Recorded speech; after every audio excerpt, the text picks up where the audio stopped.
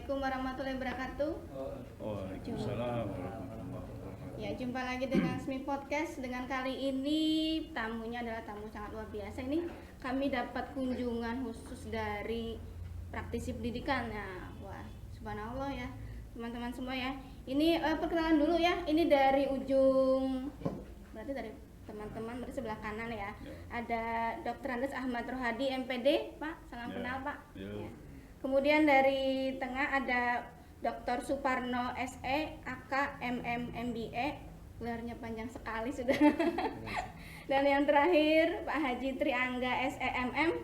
Ya, salam kenal semuanya Bapak. Ini khusus ya, alhamdulillah dapat kunjungan khusus dari perguruan Satrian dari Jakarta Pusat. Kali ini dari praktisi pendidikan semua ini teman-teman semua nih. Jadi kami ini dari SMK Muhammadiyah Slawi atau kita brandnya pariwisata ya Pak. Dan menurut Bapak semua ini karena dari praktisi pendidikan itu terutama dalam pandemi sekarang nih Pak ya. Ini kondisi pandemi ini kan dari mulai 2020 sampai sekarang masih pendidikan juga masih agak merangkak ke atas ya Pak. Menurut Bapak gimana ini pendapatnya dari Pak Ahmad Rohadi, Pak, mungkin bisa minta pendapatnya. Terima kasih Mbak Villa, Pak. Villa. Ya. Nama Villa itu kan tempat indah ya. Ya. Jadi pendidikan sekarang ini setelah mengalami pandemi, Ya. itu hampir seluruh dunia pendidikan itu menurun. Menurunnya bukan sekedar menurun, bahkan hampir lompat. 70% itu menurun. Namun demikian itu harus menjadi tantangan kita, khususnya adalah para pendidik. Ya. Jangan menjadi alasan rendahnya pendidikan karena pandemi. Ya. Nah, justru kita harus bisa melakukan menggali potensi dirinya, mengeluarkan kekuatan dirinya untuk melakukan itu semua sehingga jangan terlalu mudah karena pandemi pendidikan menjadi turun. Karena itu selalu menjadi alasan yang paling mudah sehingga kesempatan inilah kita bahwa guru-guru itu punya kompetensi yang luar biasa yang sudah dibekali oleh keilmuannya, yaitu kompetensi profesional, kompetensi pedagogik, kompetensi sosial, dan kompetensi kepribadian. 4 ini pantang menyerah, tidak mau kalah apapun halangan rintangan pendidikan, maka itu harus kita bisa mengalahkan itu semua. Sehingga pendidikan akan selalu unggul. Lebih-lebih nih, Muhammadiyah itu ini menjadi kiblat kita dalam mendidik anak-anak kita. Kenapa? Nama Muhammadiyah berarti membawa nama agama. Kalau agama sudah menjadi kiblat kita, maka mudah harusnya. Tapi kebanyakan tidak seperti itu. Itu yang harus dipelajari, direnungkan oleh kita semuanya bahwa kiblat dengan nilai-nilai keagamaan spiritual itu selalu maju tanpa pernah menyerah. Nah, segala cara ditempuh itu dengan pedagogiknya, yaitu kompetensi guru yang tadi itu kan, ya. Bahwa dia adalah orang yang profesional. Kepribadian dari seorang guru itu mutlak Harus ditampilkan ya Pak ya. Harus, ya kan? Karena itu adalah kan menjadi cermin, menjadi keteladanan buat anak-anak kita. Nah, kalau itu dipahami oleh kita, maka insya Allah tidak ada halang rintang, justru pendidikan sekarang harus berubah. Dan Muhammadiyah ini SMK-nya secara fisik kita lihat luar biasa. Oh, terima kasih Pak. Iya, luar biasa. Nah, sekarang harus lebih luar biasa SDM-nya.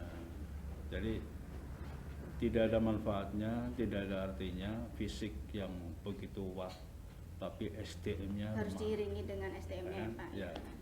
fisik yang sederhana tapi SDM-nya Juga harus wah gitu. luar biasa, maka itu kan bisa menghasilkan anak-anak yang luar biasa.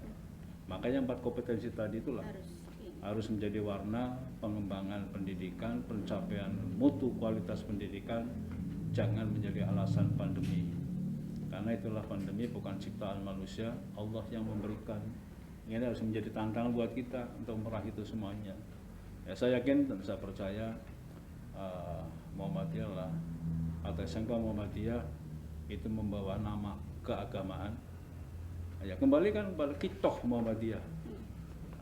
Itu adalah kembali pada fitrahnya, sehingga untuk meraih yang terbaik, memberikan keteladanan, hidup hadir di masyarakat selalu dirasa kehadirannya ditunggu oleh siapapun di situ. Ya. Saya kira itu sementara, nanti bisa disempurnakan oleh teman-teman saya ini, nanti bisa kita tambahkan lagi. Ya. Oke, saya tambahkan sedikit. Pak. Pak Mendikbud itu pernah menyampaikan bahwa pandemi ini memang akan menurunkan untuk mengejarnya itu adalah dengan ditinggal atau dengan pandemi 1 tahun itu harus dikejar selama 9 tahun. Terbayang nggak? Berarti kurang-kurangnya harus sih. Iya. Tadi itulah makanya kita jangan menjadi lemah karena udah ini kan pandemi ya COVID, jangan itu. Kalau ini dimunculkan oleh kita maka semangat kita hilang. Jadi abaikan saja bahwa ini adalah ujian. Nah, kalau kita keagamaan ini ujian, Allah berikan ujian kepadamu, coba seperti apa dalam mengerjakan ujian ini. Kuatkan barisan. Oke, terima kasih. Ya, terima kasih Pak. Lanjut ke Pak Suparno, bagaimana Pak pandangannya?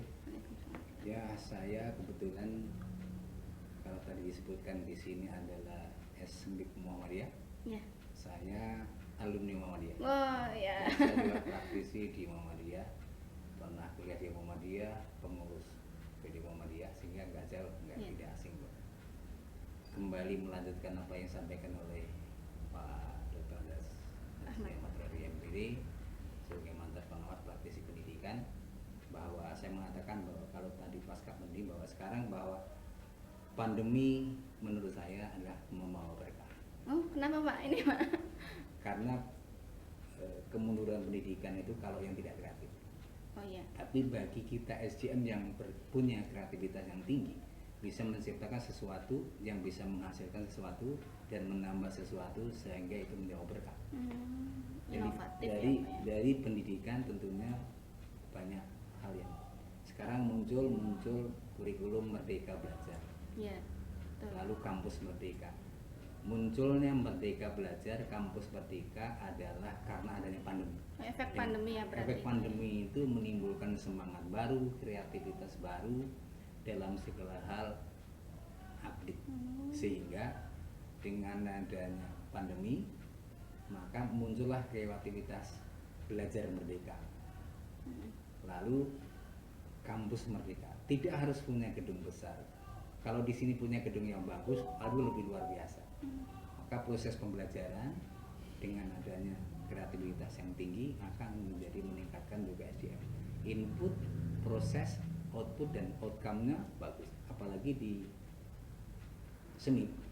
Ini kan input, proses, output dan outcome-nya harus bagus. Dengan fasilitas pendukung yang bagus, kelihatannya sudah luar biasa. Tinggal meningkatkan apa yang disampaikan oleh Pak Pradi, meningkatkan SDM untuk mencapai sesuatu yang bagus. Ya, outcome-nya juga bagus ya Pak. Dan adanya elaborasi dan kolaborasi dari semua pihak yang terkait, baik dunia industri, pemerintah, atau lembaga-lembaga yang sinergi satu sama lain. Sehingga apa yang menjadi impian pengelola pendidikan untuk di sekolah yang bermutu dengan di masa pandemi dan mungkin pasca pandemi akan lebih berkah lagi. Karena karya-karya baru akan muncul, ide-ide baru akan muncul, sehingga anak-anak didik akan dianjurkan sesuatu yang serba baru. Tentunya syaratnya adalah SDM yang kompeten, SDM yang selalu update dan selalu memperhatikan peluang dan tantangan bahwa peluang dan tantangan, bahwa potensi yang diukur untuk menjadi maju sekolah ini. Iya. Itu saja. Tadi terkait dengan SDM mungkin betul sekali ya Pak. Jadi karena di pandemi ini banyak sekali sekarang itu pendidik itu menggunakan inovasi baru, tergantung dari ini ya Pak, profesionalisnya menggunakan media pembelajarannya itu, terutama saya lebih juga kemarin akhirnya mau nggak mau harus membuat media pembelajaran bagaimana anak bisa bisa mengikuti pembelajaran secara online. Jadi kreativitasnya Iya, tinggi. lebih ke kreativitas ini Pak, betul Iya. sekali Pak. Jadi guru Memang juga ditantang ya Pak itu ya. Guru pengajar dituntut untuk kreativitas Lebih iya itu dan betul melahirkan sekali. karya-karya baru, karena di dalam pembelajaran sekarang ini ada namanya blended learning. Oh ya, ada campur ya. e-learning, ada blended learning. Bahkan jika gurunya kreativitas, sekarang ini segala hal sudah mulai seperti case based learning. Lalu ada project based learning, sudah harus mulai. Ya. Karena untuk menciptakan karya baru, gurunya kreativitas, muridnya juga akan dituntut untuk lebih kreatif. Iya, betul sekali. Dan hasilnya hari itu juga mengajar, hari itu pun bisa dipantau berapa tingkat daya serap, kompetensinya, semua terukur dengan baik. Ya tentunya gurunya kreatif. Iya, itu harus dituntut itu berarti tapi mau nggak mau. selain kreativitas guru yang sudah bagus, tapi tentunya harus ditunjang dengan adanya sarana penunjang. Iya, betul Jadi sekali, sarana Pak. penunjang pembelajaran mungkin ada yang literasinya, Iya. atau mungkin sarana pembelajaran yang lainnya, sehingga dua-duanya saling bersambut, gurunya kreatif, muridnya kreatif, ditunjang dengan fasilitas yang begitu modern, sehingga sebenarnya bukan pandemi, sebenarnya memunculkan kreativitas yang baru untuk mencapai kualitas yang bagus di masa pandemi, sehingga itulah yang disebut dengan pandemi membawa berkah, merubah mindset dari kita semua. Iya. Begitu juga kata Pak Menteri, jangan menjadi hambatan di masa pandemi, tapi jadilah peluang untuk sukses di dalam berkarya. Iya, betul sekali Pak. Saya juga ada sepakatnya dengan Bapak ini lebih ke kreatifnya Ya, ini. betul. Ya, terima kasih Pak. Ya, terakhir dari Pak Angga, monggo Pak. Oke, Untuk baik. tambahan. Terima kasih, saya hanya melengkapi aja kalau Iya. bapak-bapak kan memang sudah jadi praktisi pendidikan sejak lahir mungkin. Kalau saya memang berangkat dari background saya perbankan. Oh iya Pak. Perbankan, kemudian saya juga diminta jadi dosen karena jadi praktisi ya, untuk dosen bisnis ya. Kemudian sekarang saya juga terjun ke dunia pendidikan. Nah, saya melihatnya dari bahwa pendidikan ini masa pandemi terutama gini tuh, terutama kita swasta ya, Iya. apalagi SMK itu sudah memang pasti disiapkan untuk bekerja. Iya, betul sekali. Ya, jadi kita vokasinya memang kegiatan seperti itu. Nah, kemudian kalau semuanya itu tidak didukung dengan pola keuangan yang baik, ya, organisasi apapun sepertinya tidak akan bisa jalan sempurna ya, Iya. tanpa dukungan keuangan. Hmm. Nah, di masa pandemi ini kita swasta, kewajiban orang tua sudah memenuhi, Iya. bayar SPP. Nah, itu dia. Kewajiban Betul, kita apa? Ya, untuk memberikan terbaik sama murid. Kita berikanlah pelayanan yang memang bisa kita atasi. Tadi Pak Parno menyampaikan bahwa sekolah kita sudah membuat satu sistem yang namanya e-learning. Iya. E-learning kalau bahasa ininya LMS ya, Iya. Learning Management System itu sudah diterapkan semuanya, dan ada juga blended learning. Iya, benar. Mereka yang tidak bisa hadir karena kita sudah berapa bulan ini sudah menjalankan sistem PTM ya, tatap muka terbatas ya, jadi hanya 50%, tapi bagaimana yang nggak bisa datang Nah, iya ya. itu. Nah, kita siasatnya dengan blended learning itu Iya, iya. ya, tidak semua sekolah swasta, mohon maaf ya, itu bisa menyediakan fasilitas seperti itu. Nah, ya itu. Nah, jadi sekarang kita juga dalam pandemi ini kita menciptakan bagaimana agar anak ini tetap sekolah, tetap belajar tanpa diganggu dengan masalah keuangan. Keuangan kita hanya bicara dengan orang tua ya, kalau ada masalah Komunikasikan dengan orang tua. komunikasi ya. Penyelesaian bukan kita masalah tagihan, tapi bagaimana cara menyelesaikannya. Karena sekolah bukan semata-mata hanya bisnis, tetapi kita ada juga sosialnya. Mereka pasti punya masalah, apalagi pandemi seperti ini. Iya, betul sekali. Jadi kalau konsen kita di keuangan tuh ya kita ditetapkan target tetap SPP harus 90%. dalam masa pandemi. Meskipun pandemi tetap ya Pak. Pandemi. Kalau enggak gaji guru bagaimana? Nah betul sekali itu. Kita juga swasta juga di sini Ya. merasakan sendiri. Nah, ya, jadi emang itu yang saya bilang tadi. Jadi terkait sekali antara pendidikan dengan keuangan. Karena fokus-fokus di pendidikan harusnya memang anak tugasnya belajar. Iya. Orang tua memenuhi keinginan Kewajibannya. anaknya untuk bagaimana dia mencapai cita-citanya, keinginannya, hasratnya di minatnya dia ya, gitu ya. Nah, anak sekolah itu, anak-anak murid itu dititipkan ke kita sebagai pendidik, gitu ya. Nah, kita olah bagaimana kita sekarang sedang mencari-cari benih-benih yang memang bisa tumbuh bagus ya. Artinya kalau benihnya bagus itu mau ditaruh dimanapun, di ladang manapun pasti bagus. Iya. Ya. Tapi kalau benihnya memang tidak bagus ya, itu akan juga mati di situ. Nah, tapi kan pendidikan ini pada dasarnya itu kita punya 3 trisila istilahnya. Jadi satu lagi pendidikan, ya, kemudian pengajaran, satu lagi kekeluargaan. Itu yang kita pegang di Pak Satria ini. Nah, pendidikan itu pada dasarnya harus mencapai satu goals ya. Jadi sederhananya pendidikan itu bisa melunakkan atau menajamkan otak yang tumpul dan menumpulkan lidah yang tajam. Ya. Ya, jadi itu filosofi aja, filosofi yang pertama. Jadi memang pendidikan ini di masa pandemi pun mereka harus tetap belajar.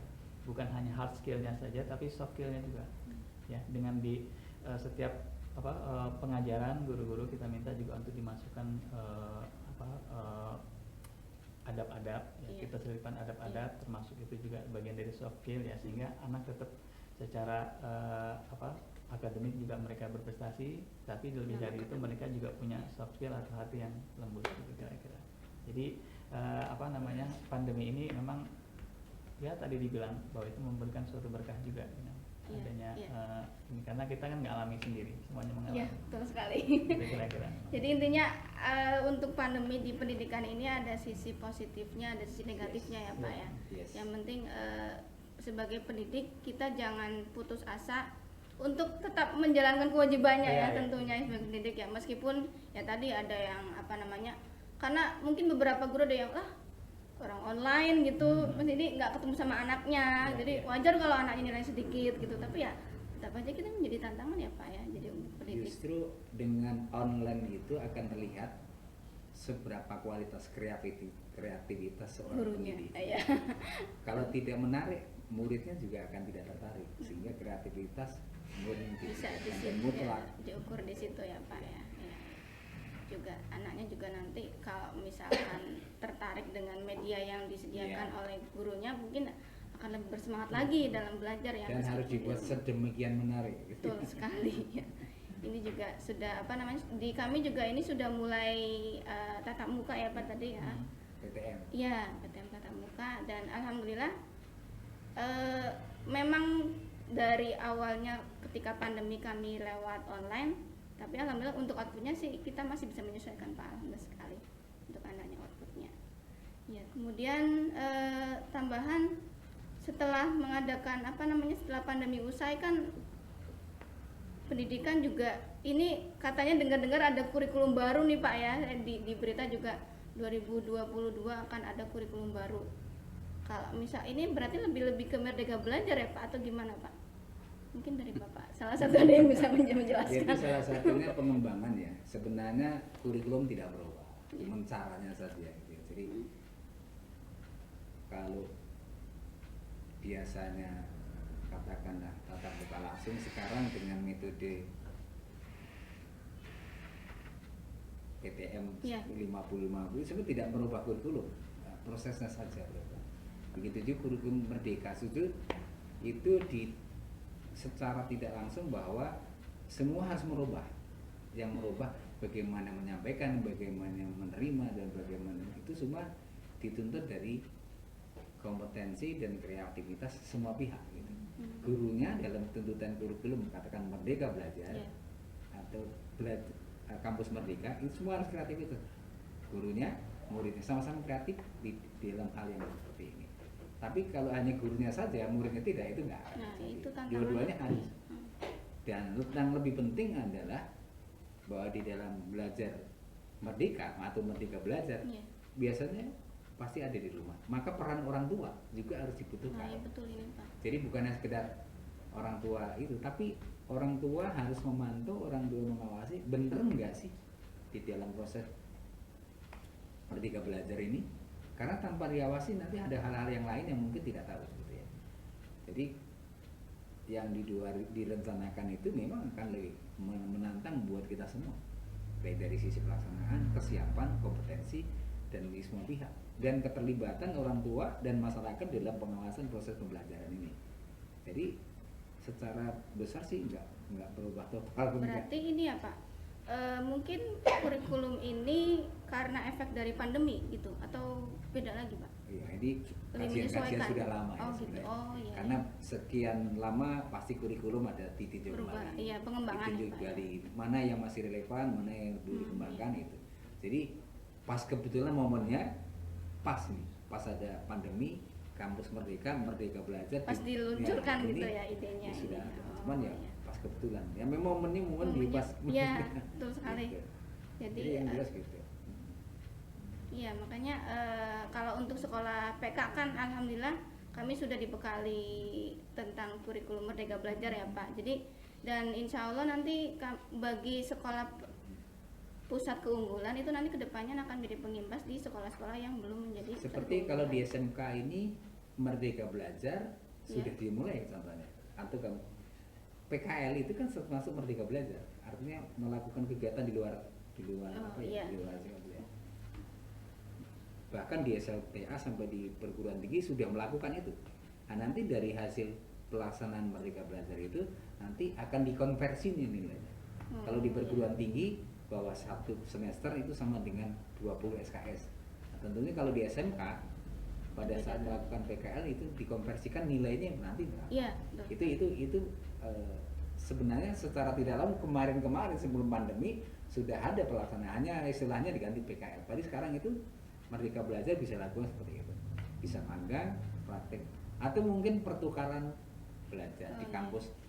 Nah, kalau di perguruan tinggi Iya, iya, pertukaran iya. mahasiswa, contohnya di tempat kami di Universitas Singapura Bangsa Kerawang itu Iya.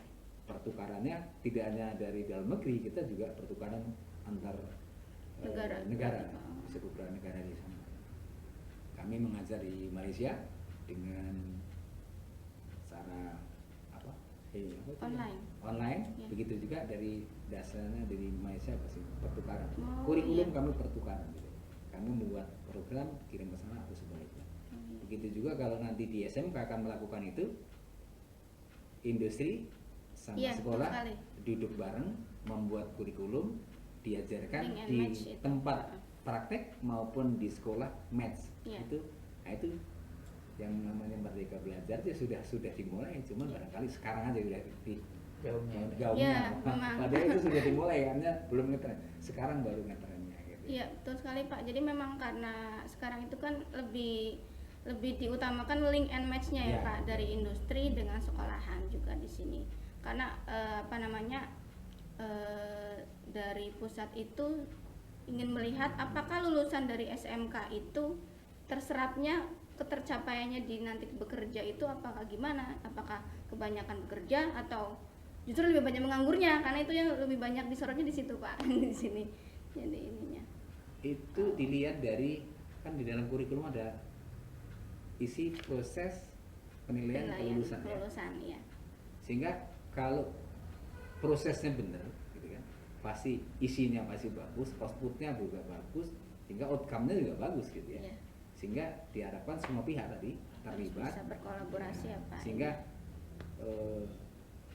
ukuran indikatornya ya dua-duanya harus kerjasama link and match gitu. Iya, betul. Karena kita harapkan bahwa dunia pendidikan sebagai yang produksinya, sementara di dunia industri adalah yang memanfaatkan dari hasil proses produksi tadi gitu ya. Sehingga akhirnya diharapkan antara industri dengan sekolah match Iya. kurikulumnya. Duduk sama-sama, perusahaan butuh apa, rubah gitu ya. Yang sekolah yang tadinya tidak efektif diupdate menjadi satu sama lain. Jangan nanti kesannya jadi diajarin ke sekolah, tapi pada saat prakteknya bingung. Iya, beda itu yang di Contoh sekolah makanya dengan yang di jurusan industri. ngaji diajarkan nyambung kabel, pas praktek di lapangan nyambung kabelnya salah. Beda. Gurunya kompeten, muridnya juga harus kompeten dengan media alat yang memang sesuai dengan standarnya gitu. Ya bagus. Ya. Masih ada waktu, Pak? Masih, iya. Saya tambah. Mungkin tambahkan, Pak, ya. Jangan alergi dengan perubahan. Tadi kan katanya dengan kurikulum bukan berubah. Ya, itu. Bahasa itu tuh ada beban moral, akan menjadi beban pelaku-pelaku pendidik, Ya, ya kan? betul sekali, Pak. Dan ini kembali kalau saya bicara tantangan, perubahan itu pasti dan memang hidup harus berubah. Kalau bisa memang kita yang menciptakan perubahan, jadi kita harus menjadi perubah, bukan kita ngikuti perubahan. Nah, berarti kita lebih rendah. Ya. Bagaimana kita menciptakan perubahan? Sudah diberikan satu sinyal barangkali ya, atau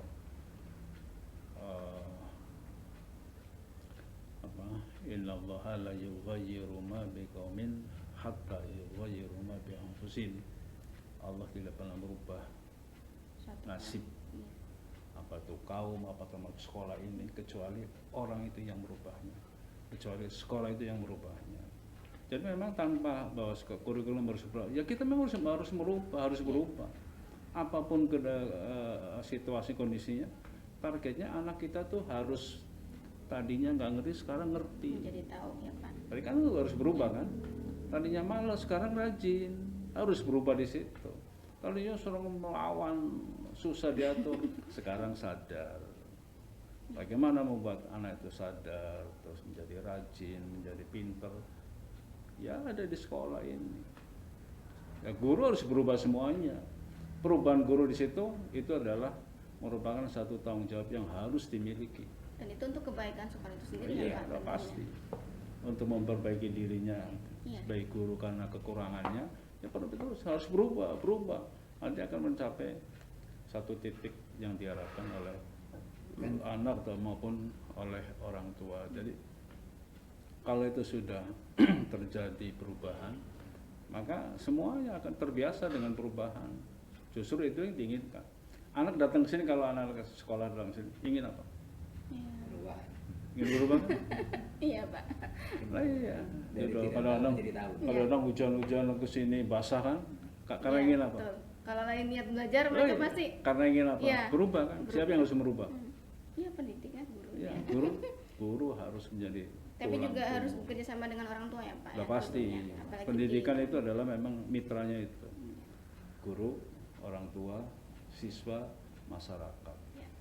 Kalau ini rapat ikatannya, maka selamat masa depan anak kita. Dan cita-cita secara umum Itu. hari ini lebih baik dari kemarin, besok lebih baik dari hari ini. Ya, betul sekali.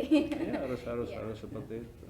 Jadi intinya meskipun apapun halangan rintangan yang dari pandemi lah, kemudian nanti ini sudah mulai merangkak lebih kompeten sudah, intinya guru itu tetap harus mengupgrade ya Pak Betul skillnya. sekali. Iya betul. Dari yang tadinya ya jangan pantang menyerah untuk belajar ya Pak intinya ya.